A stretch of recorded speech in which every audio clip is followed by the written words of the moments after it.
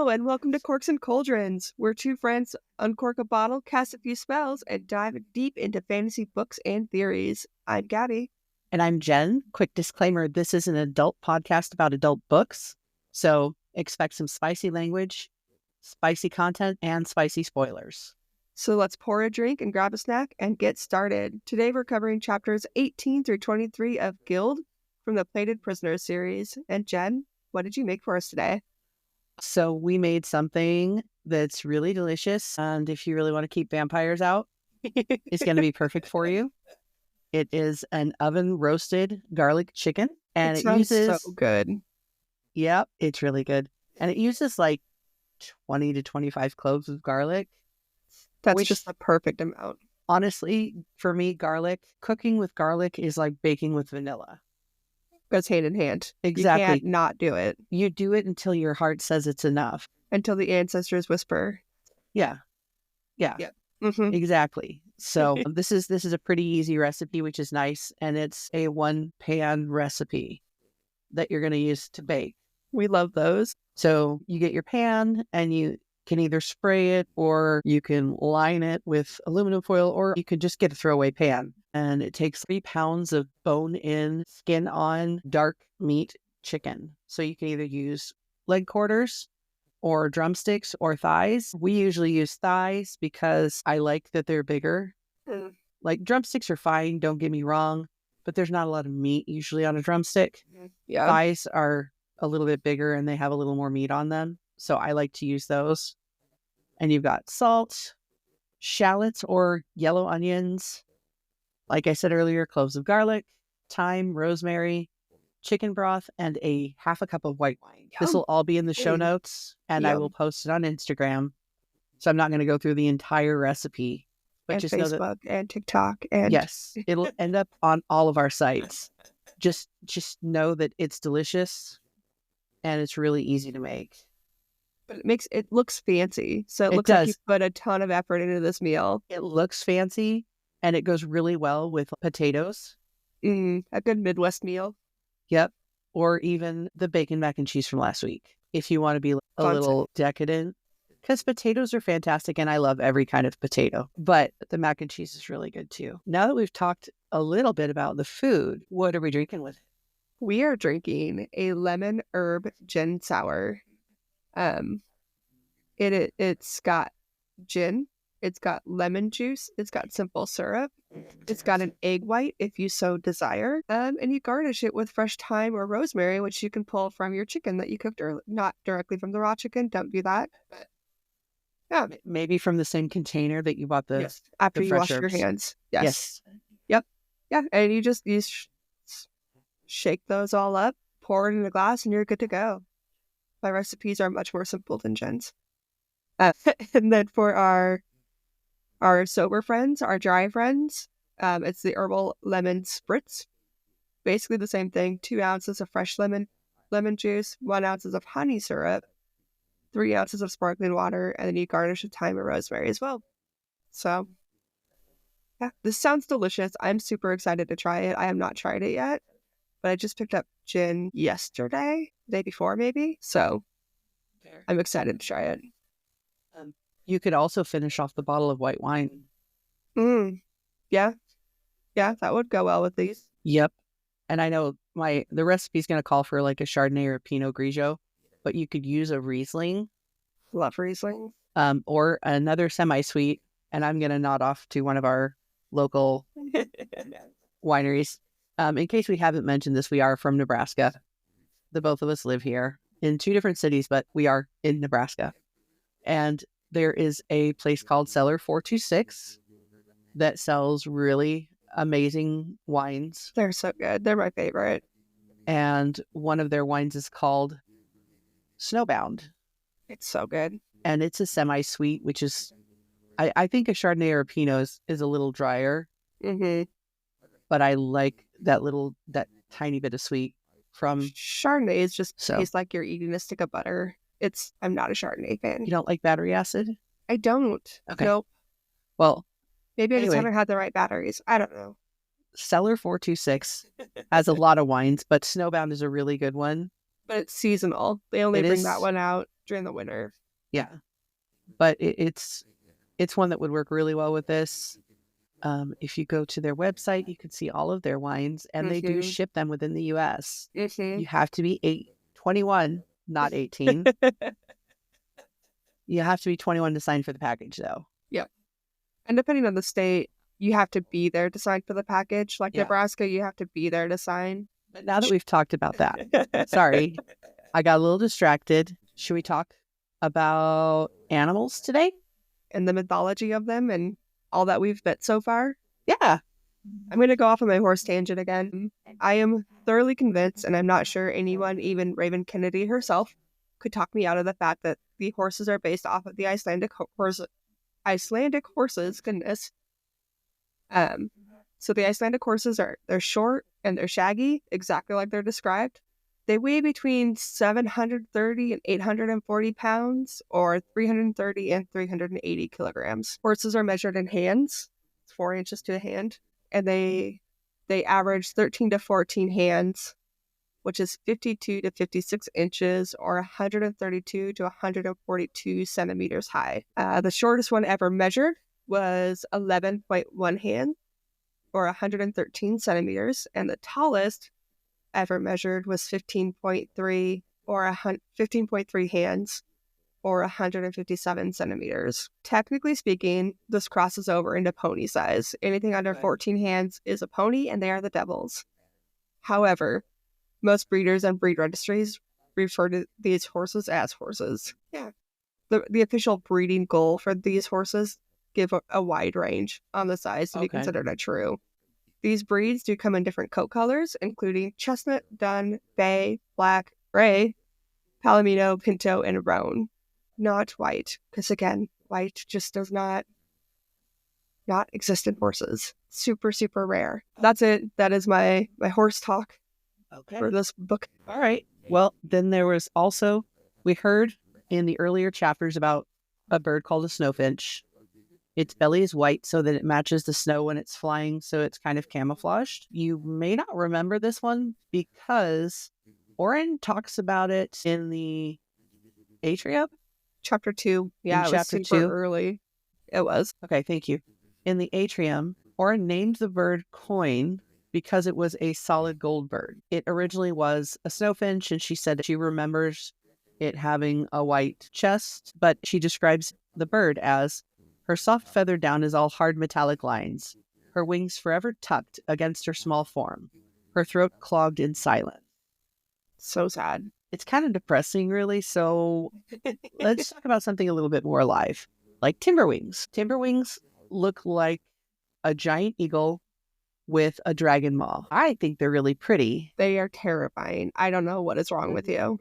They're pretty. They are terrifying. And if you go to @RavenKennedyBooks on Instagram, she has a picture of them, and we'll link that specific one in the show notes because it's old. It's from 2023. Yeah, it's when 2022 the book first came out or something. So yeah. It's kind of back there in her feed. And if, like me, you were imagining the giant eagles from Lord of the Rings, you're pretty much close. Yeah, now just add a giant dragon face. Just add a giant dragon face on there with teeth. And it's beautiful, right? Right. Terrifying. And straight up terrifying. Fine. Since I'm going to keep it with the fowl. Doing some foul language over there. Yeah. The last animal we're going to talk about is hawks. They are used to send messages in Oria. They are birds of prey, and they're extremely intelligent birds. Apparently in the real world, in the United States, they actually have IQs for birds. Oh, bird cues? Yeah. And the hawk ranks, it's like the first or second as far as intelligence goes. They do come in lots of different colors, and their tails are different colors, and it's okay. And they eat a variety of smaller animals as well as bugs. So they're a prey bird. Yes, they are not omnivores. They are definitely carnivores. A flock of hawks is called a kettle, which I thought was kind of funny. I did not know that. So kettle, cauldron, tying it in together. And I'm going to give you guys a small spoiler. We will find out about this in the second book, but Commander Rip, aka King Ravenger, has actually trained almost every messenger hawk, if not every messenger hawk. I think they say every. In Oria, to deliver the messages to him first. So Genius. that's his spy network. The messenger hawks are his spy network, which is brilliant. Yeah, complete genius move. 100%. So, but again, we'll find out more about that in Glint. So let's talk about the chapters. You ready for an awesome summary? Yes. Let's see if I can do it without taking a breath. You can I'm do just it. kidding. Look, No, we're gonna breathe. Please, breathing is important. Through this. Right. Chapter 18. The caravan has made it out of the city. We have made it. We have survived. Oren given her gold away. They keep going. They're finally out of the city. And then things get worse almost immediately. Our girl cannot catch a break on this trip. Just outside of city limits, they are greeted by a horrifying smell and an even worse sight. A dozen rotting bodies, all of folks' soldiers, are strung up on tree branches. It's King Ravenger's not-so-subtle message to Midas, and let's just say, message received. Meanwhile, Oren is still reflecting on her choice to give gold to the children in the shanties. While her intentions were pure, she is starting to grapple with the potential consequences of her actions. Digby, our boy Digby, the ever-practical one, just sighs and tells her to stay in the carriage next time. But Sale, our boy Sale, actually praises her for seeing things that others ignore and gives Oren a rare moment of validation. Finally, just before the dawn, the caravan stops for the night, and Oren, for now, feels a small sense of peace. With tensions rising and danger looming, we know it's only a matter of time before things escalate again. Chapter 19. We're skipping ahead 7 days, and the strain of travel is really starting to wear on Oren. But amidst the monotony and the discomfort, something surprising happens. She starts to form a friendship with Sale, like a real, actual friendship. And this might be the actual first friendship that in Oren's entire life. And she's just now realizing how much she's been missing that human connection. The no strings attached, just a friend connection. Their growing bond is this bright spot in the dreariness of travel, even if Digby has his very strict rules for dealing with, quote, the king's favored. No betting with the king's favored and no having fun with the king's favored are just a few of the rules that we hear Digby drop throughout this time. Sale doesn't seem too bothered by these rules, and Oren is finally getting a taste of what it's like to be treated like a person instead of just a gilded possession. But of course, something's always got to drop, and Polly just can't let Oren have a moment of peace. Polly takes every opportunity to remind Oren that she's not a, quote, real saddle, calling her a trophy, a watcher, someone who doesn't participate. And instead of standing her ground, Oren just does what she does best. She avoids confrontation and walks briskly to the front of the caravan to escape Polly. Chapter 20. Oren comes to the terms with the fact that she's never going to bond with the other saddles. Polly has made it abundantly clear that she is not one of the other saddles. But she has at least 2 other people in the caravan who treat her like human, Sale and Digby. And let's not forget, Digby killed a king for her. It's hard to let that go. Sale, the ever-kind soul, tries to cheer up Oren after her run-in with Polly. He brushes off Polly's cattiness, chalking it up to jealousy, and the two even have a more lighthearted conversation about whether Sale has a girl waiting for him at home. Oren's trying to get a feel for Sale, trying to know more about her friend. It's a sweet moment that reminds us just how much Oren has been craving genuine human connection. Of course, though, their chat can't last too long. Digby swoops in, like the buzzkill he is, trying to herd Oren back to her carriage. She refuses, though, hanging on to her sliver of freedom for as long as she can. But Mother Nature has other plans, and a storm rolls in, forcing not just Oren, but the entire caravan to hunker down. While they're getting ready to set up camp, the guards spring into action, chopping wood and building windbreaks, and heating bricks to keep everyone warm. The saddles, however, are just huddled by the fire, looking about as useful as you'd expect. Oren, feeling the weight of her, quote, favored status, has offered to help Sale set up her tent, and it's a small but significant moment. She's trying to break free of the special treatment that isolates her, but Sale turns her down. Which is a good thing, let's be real. Oren probably doesn't know how to set up a tent. Probably not. As the storm rages on, Oren retreats to her tent, hunkering down and trying to ride it out. But it's a long storm. Chapter 20. The storm, it rages for 3 whole nights, and Oren and the rest of the caravan are cold and miserable and ready to riot against Mother Nature herself. But finally, the weather clears, and with it, everyone's foul moods. That said, just because the storm is over doesn't mean things are warm and toasty. They're still in the Sixth Kingdom. It is still cold and endless misery. Oren, always doing her best to adapt, tries to freshen up with a quick rinse, if you can call a cold water and washcloth freshening up. She walks out of her tent, and Digby, the overprotective grump that he is, forces her back into the carriage until her hair is dry. While she's in the carriage, she accidentally falls asleep. When she wakes up, the caravan has come to a halt. Apparently, the scouts have spotted some kind of disturbance up ahead, and now everyone has to sit tight until the coast is clear. In theory, Oren is supposed to stay in the carriage, but that theory has never been a strong suit. Despite Sale and Digby politely, and not so politely, asking her to stay put, Oren decides that she's had enough of being cooped up. She has tasted freedom now, and no one, not even her trusted guard, is going to keep her tied down. Out she goes, leaving us all shaking our heads and saying, "Girl, this is not going to end well for you." Chapter 22. Oren, now officially down to staying in her carriage, sneaks to the front of the caravan to see what all the commotion is about. On her way, Risa calls out with an unusual request. "Let me know what you find out." Risa hasn't spoken a word to Oren this entire trip and suddenly wants to be included. Whatever. It catches Oren off guard, and honestly, I did not see that one coming either. Sale, the ever-observant one, calls her out on the weirdness. He reminds Oren about the time that she chucked a book at Risa's face. Hard to forget about that. But, for helpful reasons. Sale admits that he wasn't sure if he wanted the job of guarding Oren at first, but after chatting with the other guards and trading stories, he realized that maybe Oren's book throwing was less of an assault and maybe more of compassion. Turns out he was right. Risa was exhausted, and Oren was just trying to give her a break.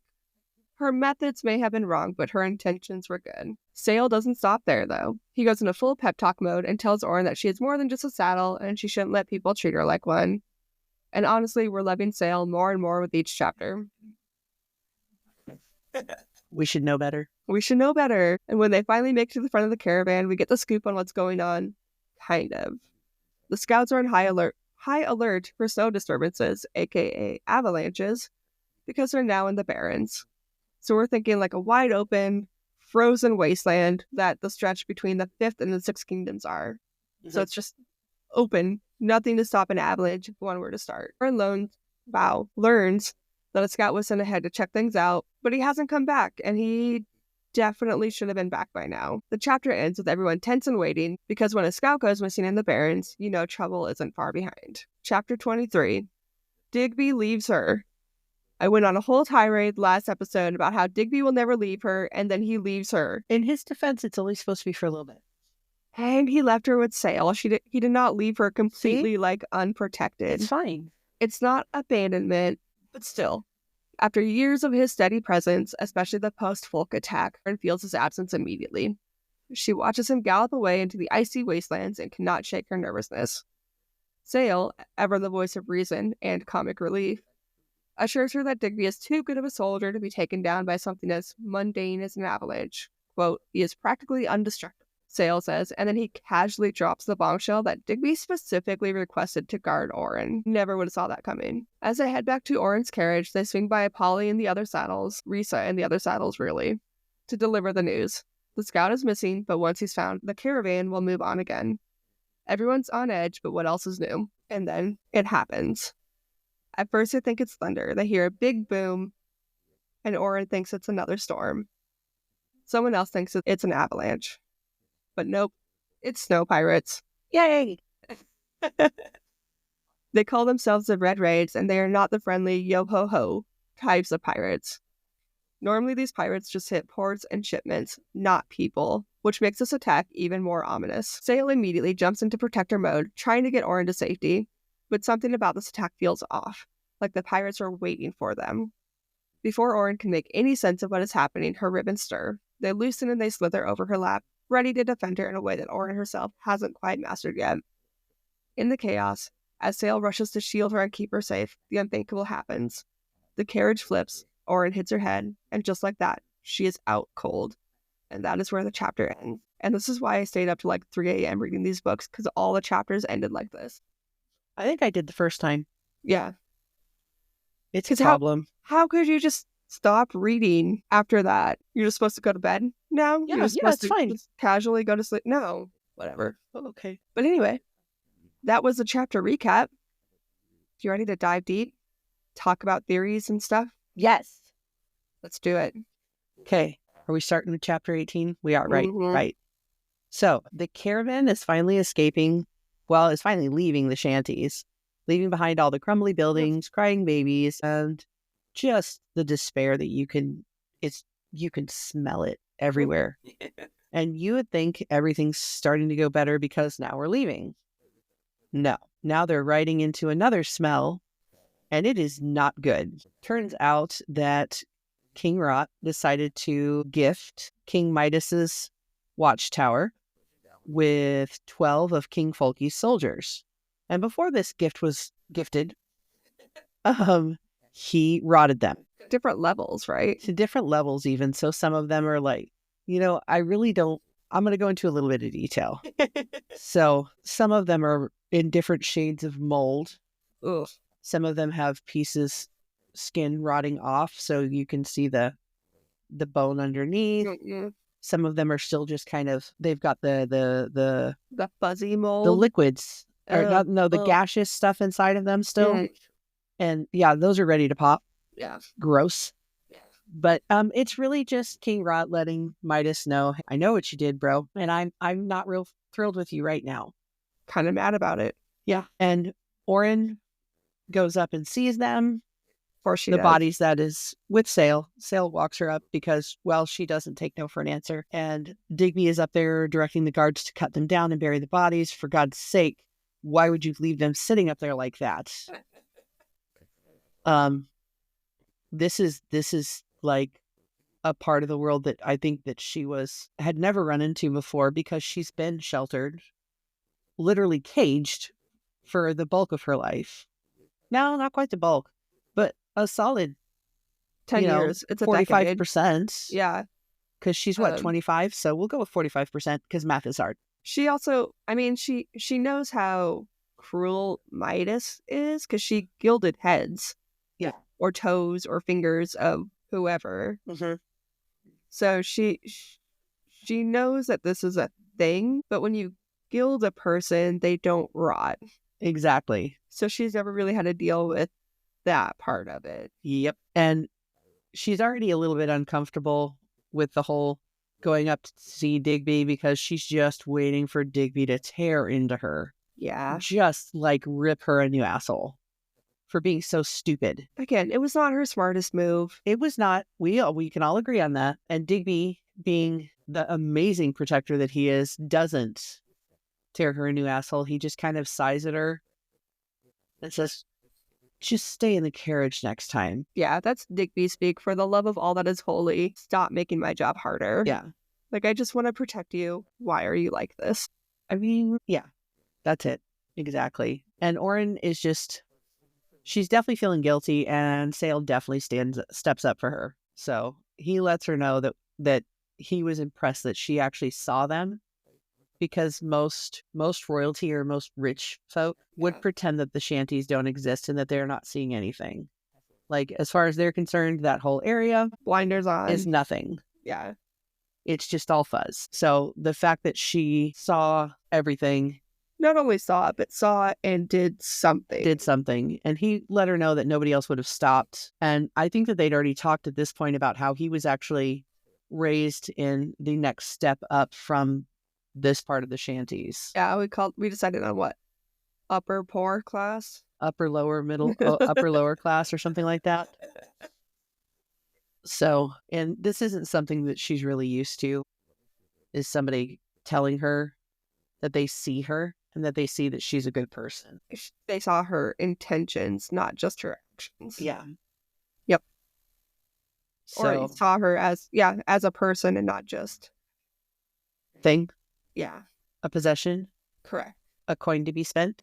Yeah.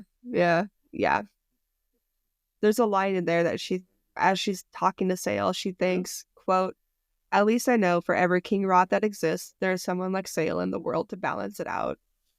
Oh, honey. Sweet summer child. I loved that line so much when I read it. I was like, oh, there's some foreshadow. But I think in the first read through of any book, you want to believe that the person that they're with is the good person. Mm-hmm. Like Akatar and Tamlin. Yep. Everyone fell in love with Tamlin. First book, Tamlin is the shiz. Yeah, he's and then we realize later, gorgeous. Maybe he's not so great. Yeah. But so after that fantastic start, that great start to their trip, they continue on their journey until just before dawn, because at dawn, the plan is to bunk up Yep, they and only sleep during travel the at day. night. Yep. Which I was wondering about this when you were doing your recap. How long do you think the nights are? Because honestly, I would think traveling at night would make more sense because you've got more time. Well, I think it kind Is of it like depends, right? is it like our world and the winter solstice has happened? The winter solstice is the longest day of the year, and then now nighttime is Getting shorter, longer. Well, okay, is it before this that nighttime is longer? I Before think this, nighttime is longer because I it was think getting dark at like 3 p.m. yeah, I think nighttime is longer maybe for them than daytime. Maybe. At least up in this down in this southern portion of their world. We know why they're traveling at night, though. We really do know that they're traveling at night because then nobody can find out about Orin and her. And she won't accidentally gild anyone or Yeah. anything. Yes. So, but they stop for the night. Orin gets her own tent because she's the favored saddle, complete with fur rugs to keep her warm. And instead of feeling like the pampered pet, she kind of feels good about being out and she's tired, but it's the physical tired because she's been doing things, not just the I'm bored and super drunk tired that she normally is. So yeah, she's finally out there. She's experiencing things. Exactly. She's not just behind the bars. Yep. And it's a big turning point for her. It's not just about leaving the cage and Highbell Castle itself. It's about her starting to kind of wake up from being so complacent. The physical aspect feels good. Yes. And she's starting to feel things and act and understand the consequences of her actions. So yeah, she's starting to learn that the world is big and messy and stuff. Definitely. And stuff. But she's finally in the world. She's not just in the cage. So. And then we get to move to chapter 19. 7 days into this caravan's journey is when chapter 19 starts. And the road is starting to take its toll on everyone. As much as Orin loves being out and being physical and not in the cage, loving the fresh air and the freedom, it's a strain to travel for 7 days. And if you go from being super complacent and not riding a horse in your cage to all of a sudden riding a horse back to back for miles and miles and miles for 7 days straight, you're gonna hurt. Your thighs are gonna hurt. Your back is gonna hurt. Your hips are gonna hurt. You're gonna be sore. But on the flip side of that, she is making a new friend. So she's had 7 days to learn about sail. Yes. I mean, for as long as Digby lets her out, because I know she can't ride the whole time. Right. Digby does make her go in and sit down in her carriage. So yes. But she's learning more about sail and they're becoming actual friends. No strings attached. There's no veering. There's no transactional feeling to the friendship. It's just an actual human connection on both sides. Yeah. Which is really nice. It's a refreshing change. Yeah. She's never really had that in the past 10 years that we know of. No. I mean... Are we counting Midas? Because he was her friend. He was her savior. Oh, yeah. He was her rescuer. Fine. And even though Digby keeps trying to add on to what they can't do. No betting with the king's favored was one of my favorites. Yes. I liked that when they were talking about the weather and he was like, and sail, do you want to make a bet? Because he knew he was right. I can smell a storm coming. Yeah. Or that was... No having fun. With the king's favorite, yeah. No telling stories. That was a good one. Was fantastic. I'm telling you, Digby just made up the rules for whatever worked for him. He did. Digby was just, and I think he was really trying to protect both of them too, because perception is everything. Perception is everything. So, but yeah, sail brought a lot of warmth and humor to Orin's days, and she just hasn't experienced that ever. At least not that she can remember. Yeah. I mean, she might have when she was little, pre 5 years old. before she was kidnapped. Right. Yeah. But, But after that. yeah. Although then on the flip side of the warmth and humor is Polly. Good old Polly. Polly, who reminds Oren just how far removed from the Saddle Squad she really is. She's got Polly is a petty bitch. Polly is a petty bitch. Has no problems at all pointing out to Oren that she is not a real saddle, that her job is to watch, not do, and that Oren doesn't get to participate in the group activities. Yeah. And basically, she's just there to sit there and look pretty. She's a shiny trophy. I know is a big trigger for her because that was a big thing that Midas was telling her at the beginning. Mm-hmm. And to have one of the saddles tell her the same thing, that had to hurt. Yeah. Which is probably why she ran away. Well, she didn't run away. Instead of interacting with Polly, she just ignored her and went up to the front. Yeah, avoided confrontation. Yeah. Yeah. Do you think that Midas intentionally put that seed in the other saddles' heads? Oh, absolutely. You think so? Absolutely. Midas was a dick. Midas is a dick and was a dick. Yeah. I think that he intentionally separated her so that he could make sure that she understood that Oren is his and no one else's. And he made sure the other saddles knew that too, that she was his and no one else's, which is why she could watch and not participate, because he didn't want them touching her. Okay, let me rephrase my question. Do you think that he did it as a triggering point for the other saddles, or do you think it was more of a control aspect to Oren and the saddles was just a nice side effect of that? I think it was a control / competition with the other saddles because they're already competing against somebody who's gold. And that's hard to compete against. We know that she's beautiful because it's told to us so many times in this story. Is. Yeah.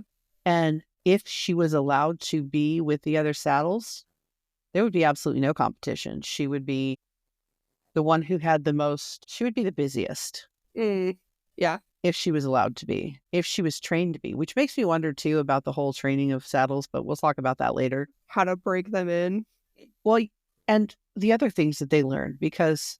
like how to work a room. Yeah. And Risa comments on that later on in the chapter, so we can hit that later.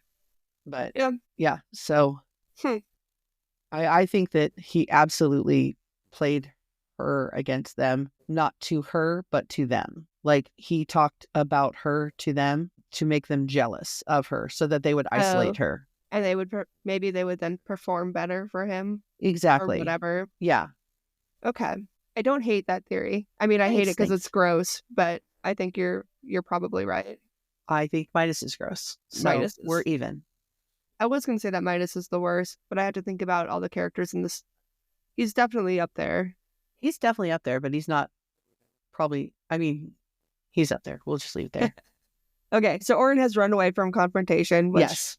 I totally get. No one likes confrontation. And that's really about it for this chapter. Yeah, I mean, that's about it. Yeah. Looking through my notes to make sure we're not missing anything. I guess chapter 20. Chapter 20 it is. Caravan is still rolling on, and Oren is still enjoying the fresh air and freedom. She's pretty much accepted at this point that she and the saddles are just not going to be besties. Never. Ever. Never, ever. Just so, like, they would have so much to bond over. They would have so much in common to talk about. Yeah. And trauma bond over. I mean, on the plus side, she still has Sail. And Sail likes Oren for Oren. Not because she's gold, not because she's gilded, not because she's a saddle, but for her. Yeah. I'm not even going to say despite of all of those. It's because of her. He likes her personality. And he catches up to her because this is us catching up to her at the front of the caravan. And he tries to cheer her up, letting her know, don't take her seriously. He even jokes about Polly being jealous, which actually is probably true. I don't think it makes Oren feel good, but it's not untrue because Polly is definitely blonde and has freckles and is pretty. But you know what?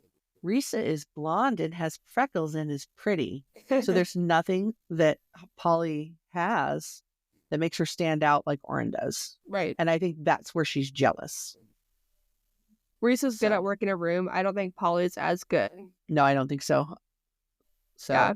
Like, I truly do think that if Oren had not been in the picture, I think Risa would have been the king's favored. Oh, absolutely. Then, as Oren starts to feel better, she starts picking on Sale about having a girl at home.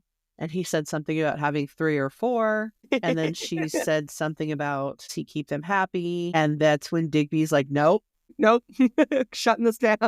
We are not having, it is not story time. No telling stories. No.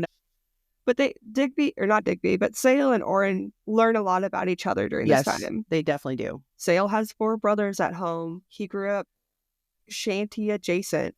Yep. He's got a loving but firm mom who beat him with a wood spoon, but would also look for his brothers when they didn't show up at home. Exactly. So it was a typical shanty loving home. I don't know how else to say it, I guess. Yeah. And Sale did make a comment about how he would never pay a woman to have sex with him, which Oren loved to hear. I think that's what sealed their friendship in the beginning. I think so too. That's when she knew that they were going to be friends. Well, yeah, because I mean, we're coming from Jacques, who was, you're only good for your cunt, to Sale, who is, I would never treat a woman like that. My mom would beat my ass. Yep. So it's a stark difference. It's a huge contrast. Yeah. So, and then in a good way, the storm starts rolling in. Now, Digby had already been trying to get her to get into her carriage because that is Digby and that is what he does. So, but when the storm rolls in, she's finally like, all right, fine. And also Sale would have won the bet. Yeah. And she doesn't want to be out in the hail because who wants to ride in rain and hail? Right. Especially giant ice balls. That does not sound fun to me. And it's cold and it's wet. And there's nothing worse than cold, wet socks. Yeah. So she climbs into her carriage, which she is not happy for. But I think she feels bad that she gets a carriage. And the guards don't because they have to ride in it. Oh, yeah. Yeah. Which is, I think that just is another callback to how caring she is, right? Which is that's something you see a lot in saddles. Kind of like a foreshadowing to how she's going to treat her people, maybe? You and your foreshadowing. Sorry. Anyway. We still haven't read the last book, so we need to get on with that. Storm rolls in. She's in her carriage. Her carriage stops moving. Why? Because there's so much snow, and they're trying to get to a copse of trees to kind of get them out of the rain. For any sort of protection. And storm. But they can't move anymore. Oh, is it Sale that opens her door and gets her on a horse, or is it Digby? I think it's Sale. It's Sale. Yeah. It's not always Sale, but it is Sale. Sale gets her on a horse and starts leading her horse because there's no way she would be able to handle this. Yeah. Because his horse is basically digging the trail for her horse as they go. And she looks around and even the other saddles are being pulled out. Yeah. And transported this way. They got a fire set up for the saddles to huddle around. So they're at least in a windbreak set up almost right away. Yeah. They're doing what they can. The soldiers are super efficient. They know how to set up the camp and get everything done. I'm sure they've done it once or twice. Yeah. Living in the Sixth Kingdom. And the saddles, they've got like logs and bales of hay to sit on and wait, because honestly, that's all they're good for in this situation. They do not know how to do anything. Yeah, their skill set is not wilderness trained. No. I mean, once the tents are set up, they're probably really good at running the inside of the tent. But this specific portion of it, Oren does offer to help Sale. First off, Digby says, no. What are you doing? No letting... letting the favored set up her tents or something. And Sale was like, honestly, you're just going to be in the way. Which she's kind of thankful for, because even though she offered, she was well aware that she had no idea what she was doing. And I think she was just, when you're at somebody's house and you're just standing there drinking whatever and watching them do something, like, and do the dishes, and you're just like, can I help you? Just do the dishes for you. That they are going to say no. That's what Oren was doing. I think so too. But I think it eased her guilt, which I Yeah. feel bad saying it like that. But I think that's exactly what she was doing, was just trying to ease her guilt on it. Yeah. So inside her tent, Oren is hunkered down. I think everyone thinks it's only going to be a night. Like, they'll Yeah. ride it out. Yeah, it's a delay, but whatever. So it wasn't a night. It was 3 fucking days. Yeah. I would have had cabin fever so bad. Same. I would have been crawling on the tent. Just, I could not handle being in a tent for 3 days. And the cold and the wet, no. Yeah. And even Oren, who, bless her, is always looking for the bright side. She tries so hard. She tries so hard. Even she's starting to be a little tired of this, and Everyone's she's feeling the strain. grumpy. Everyone's just, well, and like, let's think about the food they have. They probably have all like travel essentials. It's all travel rations and nuts, is what I nuts and think it berries, says. jerky, Yeah. dried And meat. And it's just, no hot food. The only thing that's warm is the water that they're heating because they're melting snow for them to drink. yeah. And honestly, without coffee beans in it or tea leaves, what What is are the you point? doing? Yeah. God, 3 days without coffee? I don't think that's a safe idea. Oh, I don't think they get coffee at all during this, honestly. I don't think so either. And, I was thinking about this before, but what about her? They kind of make her out to be an alcoholic. True. And I'm wondering how she's handling that. The detox. Yeah. Or if the fact that she's free and is able to ride the horse for a little while and is able to move around is helping with that. So maybe it's not as bad as it would have been had she just been in her cage. I don't know. Like, my very limited experience with alcohol detox, right? Yeah. Makes it seem like no matter what, even if you're outside in the wilderness or if you're inside, not having that steady stream of that substance is going to make you detox. So you're going to have the shivers, you're going to have the shakes, you're going to be barking, you're going to struggle. Yeah. So I don't know. They don't really tie into it. So maybe she just wasn't an alcoholic like we thought. Maybe. But so day 3, they're finally breaking camp. Somebody gives her a hunk of meat, like a leg. It is unseasoned, but she thinks it's the best food in the world because it's been so long since she had a hot meal. Yeah. And then she does what we've decided to dub a Saddles bath, where she just kind of takes cold freaking water and a washcloth and just kind of rinses off and cleans things off, and then decides to wash her hair. Could you imagine washing your hair? No, thank you. Oh, with ice cold water, no, thank you. Mm-mm. And so she braids it up and thinks she's fine, and then she gets outside while somebody starts breaking down her tent. Digby looks at her and is like, "Miss Ma'am, is your hair wet?" And she tries to pass it off, and he's like, "No, but really, your hair's wet. Your hair's wet. You're not riding." And she tries to argue with him, and Sale steps in and is like, "No, he's right. You should not be riding with wet hair. Yeah. You'll get sick." So she reluctantly gets into her carriage and unbraids her hair, thinking that it'll dry faster, which she's probably not wrong. Sure. If you've ever braided your hair right after it's wet, you know that it depending on how thick it is, damp forever. Yeah. So I guess the moving of the carriage kind of puts her to sleep. Which, I mean, I feel like you would have to be very comfortable in your surroundings for that to happen. And feel safe. Yeah.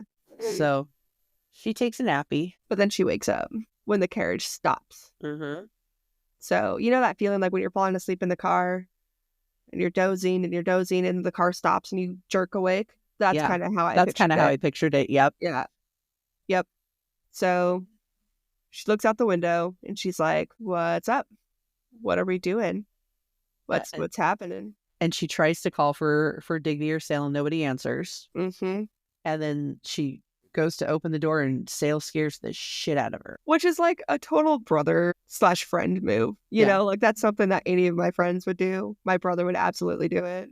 Yeah. What does Sale tell her? Just to stay in the carriage? They're working on he's like, just stay in the carriage. It's just going to be a few minutes. It's just going to be a little bit. We've got this. You can stay put. And she's super good about it. She definitely stays in the carriage, not. Yeah, that's exactly what she's known for. She's like, absolutely, I'll stay in here. Just if you could just scoot over a little. And she gets out and starts walking to find out what's going on. Mm-hmm. Yep. She ignores Digby's orders to stay in the carriage. She ignores Dale's orders to stay in the carriage, and she's walking to the front of the caravan. She just wants to know what's up. Our girl is curious. And that's fair, because I don't think that when you're in a traffic jam, you're like trying to see what's going on. You're trying to see what's going on. It's not like you're sitting, especially if you're at a standstill. On the interstate. You're not just sitting in your car and listening to your dog bark. You are, putting the car in park, and you're opening the window or stepping out to see what you can see. Yeah. You're trying to see what's going on. So yeah, I totally get why she did it. Yeah. But as she's walking towards the front, Risa, who we don't hate, at this point we're a little ambivalent, I'll say. I think so. Towards Risa. We don't hate her. We don't really know her. We want to like her, but we don't know. We know that Oren likes her, whether she wants to admit it or not. Right. I'll agree with that. Risa yells at her and is like, do you know what's going on? What's happening? And Oren is like, you got me. I know just as much as you do. And so Risa's like, well, when you find out, let me know. Yeah. Which seems a little demanding for someone who doesn't really like her, but whatever. We'll let it go. And Sale, being the ever so kind boy he is, kind of gives her a dig and goes, are you sure it wouldn't help for you to give her the information with like a book? Straight to the face. And he's kind of giving her a dig about knowing that she threw the book, and she was like, oh my God, do you know about that? And he was like, oh yeah. All the guards know. And she's like, does everybody? And he's like, oh yeah. Oh yeah. Because guards are gossips. Okay, like, I know that all of society is like, oh, all women do is gossip, whatever. Men are worse. Men are worse. That is a hill I will die on. Yeah. And she calls these guys out on being just gossips. Oh yeah, she does. But he kind of explains to her that specific story is what convinced him to say yes to Digby. Yeah, he wasn't sure that he wanted to go on this caravan. He wasn't sure that he wanted the responsibility of transporting the king's favored. Because they thought she was a little high maintenance. Yeah, well, I was going to say snooty. But yeah, we'll go with that. Well, same thing. But he does let her know that he and some of the other guards did figure out that the reason she hit Risa with the book. A break. Yep. Because they heard the whole story, not just the part where she threw the book at her. They heard that Risa had been dancing for hours and hours, and she threw the book at her so that Risa could rest. Like, they figured out her intentions. And that was a big reason why he was like, okay, I'll do this, because she doesn't sound like a sucky person. No. Sale is quickly becoming the MVP. He really is. Yeah. He really is. He really is. This whole time, though, that they're talking, they're walking. They're talking and walking towards the front of the caravan. And as soon as they get to the front, I'm sure Digby is just like, what the fuck are you doing out of the carriage? You had one job. It's a nice night for a walk. Well, and to Sale's defense, like, he didn't really have a choice. Is he supposed to, like, force her to stay in the carriage? Or is he just supposed to just guard her? You know, like, I think the same rules still apply. I don't think he's allowed to touch her. I don't think so either. So it's kind of hard to be like, stay in here or I'll hog-tie you. Short of locking the doors, which is a hazard in itself. She would break that glass. Oh, 100%. Yeah. But, she finally asked Digby, what's going on? Well, Digby and the other guards, because there's a whole host of guards hanging out. One of the other guards is letting her know that they thought they saw something. They were worried that it could be an avalanche. Sent a scout out ahead. We sent a scout out to find the out. Parents. So, since this is an area after 3 days of storming where everything's covered in ice, if there was an avalanche, we have no place to go and we would just die. So we'd kind of like to check before we got started what's going on, if we're going to die. Well, they got to protect the favored. Like, what's going to happen if they let something happen to the favored? Or what's going to happen to the guard?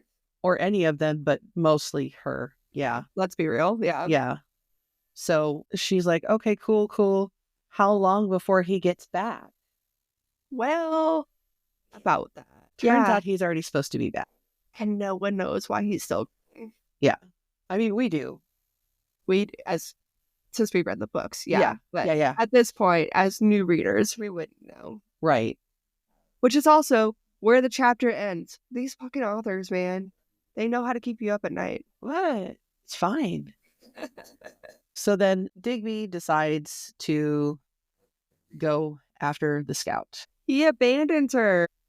It's a small case of abandonment. It's not a big case of abandonment. He abandoned, It is a small he's small not case. supposed to leave her. His whole job is guarding her. But he's basically the captain of these guys. I mean, I don't know if that's his Right. actual rank, but I he's think like, he's the you, senior most. and you, let's go. Mm-hmm. You get back in your carriage. You make sure she gets back in her carriage. Yes, and you keep an eye on her. So he leaves, and Sail's a good guy. Sail's such a good guy. He lets her know that Digby is the ultimate guard. Yeah, nothing's gonna take him down. Well, And- he's old, right? Digby is the senior, experienced. long in tooth. Yeah. But my point is you don't get to be a guard of Digby's age without seeing some shit or Right. without dealing with some shit Absolutely. and surviving it. So Yeah. he's not Sail. He is not a rookie guard, which means he's too stubborn to die. And something like an avalanche is not going to take out Digby. And then she throws something about, well, it must suck for him to have to watch me all the time when he could He's be so out here. great. Yeah. And then Sail drops the truth bomb on her. But Digby actually requested to watch Oren. Yep. To which Oren replies, and I love this, I knew I'd get him to play a drinking game with me one day. No, it's never going to happen. Uh, So they're walking back to her carriage. They pop over and let Risa know. Apparently everything's fine. We'll start going as soon as the scout gets back. We're not going to crash here for the night. Nope. That was 4 terms. Huh. Yeah, it kind of was. That's okay. Yes, but as soon as the scout gets back and Digby and crew get back, they will be moving on. They just want to make sure everything is safe. And then they hear a boom, thunder, and or avalanche. People start freaking out. They think it's an avalanche. They think it's a thunder. storm. There's another storm coming, and they're wrong. All of them, every single one of them. All of them are wrong. They see what they think is a torch, and Sail's like, there's no way that torch would be that bright, or you would be able to see it. It's not a torch. It's just not possible. Yeah. And then you see the one torch separating growing into a long line of torches. Yeah. And it turns out that it might actually be snow pirates. It's not a might. It actually is snow. It's snow pirates. Or, as they call themselves, the Red Raids. Yes. And they're not the fun. They're not the Jack Sparrow of pirates. No. They are vicious. They're the biggest crew of pirates in this area, and they're the most infamous. But they only hit ports or shipments. They don't mess with small caravans. This is not normal for them at all. So it's almost like they were waiting. It's almost like Queen Melina sent a hawk ahead to let them know. See, okay, here's where I think we differ. Because you think that Queen Anne sent it when she saw Oren. Yes. I think she sent it when King Midas left the first time and the Red Raids were late. But I think that this would hurt him more. I think she sent it because she was pissed off about knowing that Oren was here now. I think she thought Oren left ahead of time and she wanted this with the initial caravan. And I think somehow the initial caravan missed them. How mad would she have been if they got the wrong caravan? But if they'd have killed Midas, which is what would have happened. Which I don't think Queen Anne would have been too mad about. She should be, though, because then she would no longer be queen. Wouldn't she, though? No. Is she married into power? She has no power. She would be replaced with the next person in the hierarchy that has power. Well, they would Someone still else have would take to her place. Fight for the crown, wouldn't they? Fight what? She has no power, according to their law. True. Bitch has got to go. But, okay. I was thinking of the other queen that I can't remember her name of right now, but she has her own power. She has her own power. Yeah. The third kingdom's queen. So then, the only reason that Queen is still a queen at all is she married Midas. Yes. That is Queen Kalia.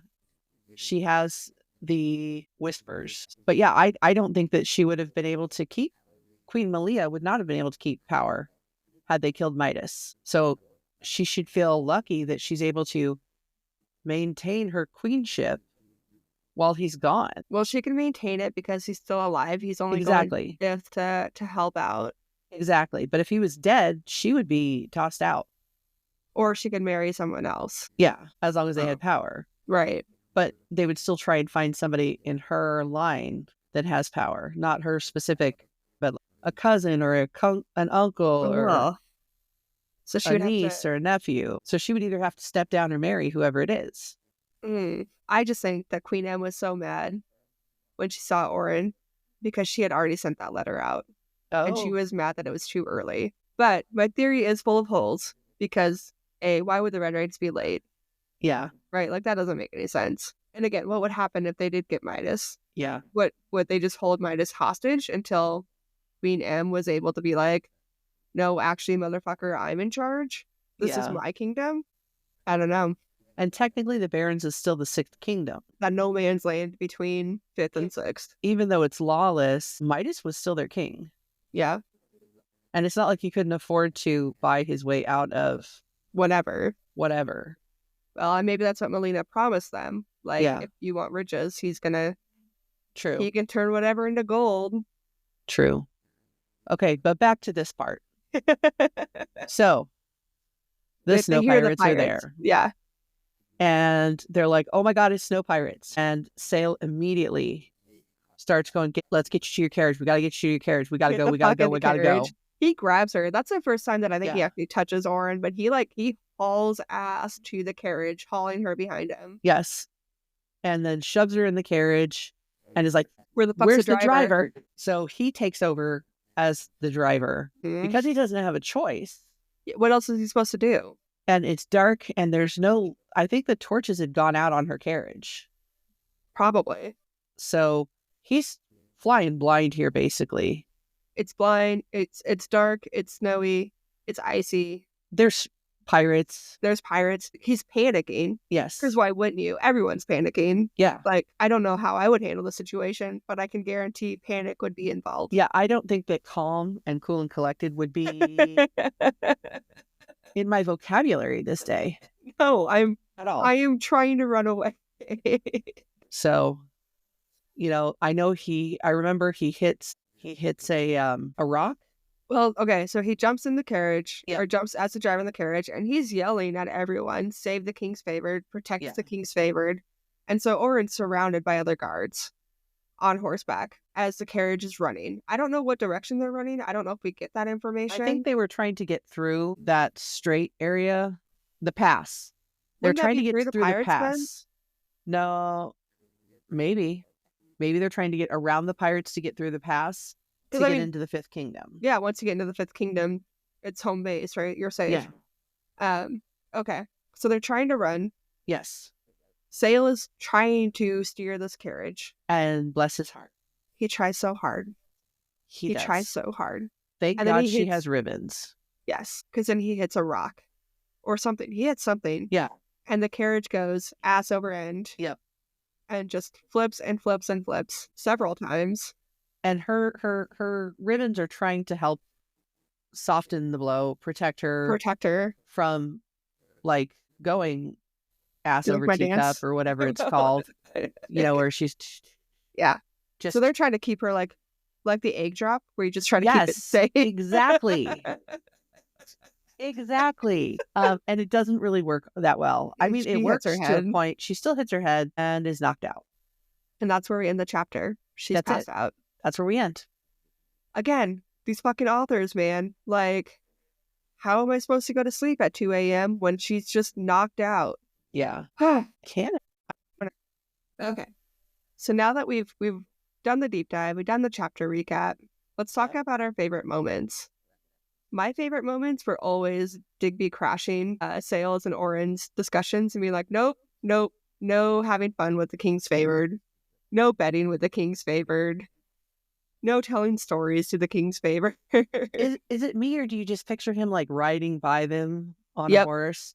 and Not just even stopping. not even stopping, just whipping that out and continuing on, or him just being right in front of them listening and I just yelling it picture back. both, but I picture the walk by more because Yeah, Digby is constantly going up and down and just keeping an eye on everyone, making sure everyone's cool.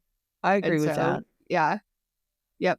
But I feel like every once in a while he might like be right in front of or right behind and just be like, nope, nope, Sail, you don't need to talk about your girlfriends to the king's favored. What the fuck? I don't see the problem with that. I still don't see the problem with that. Like the sweet, playful nature of Sale and Orin's friendship and how it's building. Yes, yes. I love and hate how much we're falling in love with Sail. A Yes. platonic love, right? Like, Well, he's yeah. just a good friend. And I think Orin really needs it. I think we're also learning, based on this book and many, many other books that we've read, that you should not be a blonde. Never a blonde. You should never be a blonde male. You'll never. It's like being the female or a female in a scary movie. Yes. And taking a shower. You're just gonna die. Yeah. It's Congrats. just not what you should be.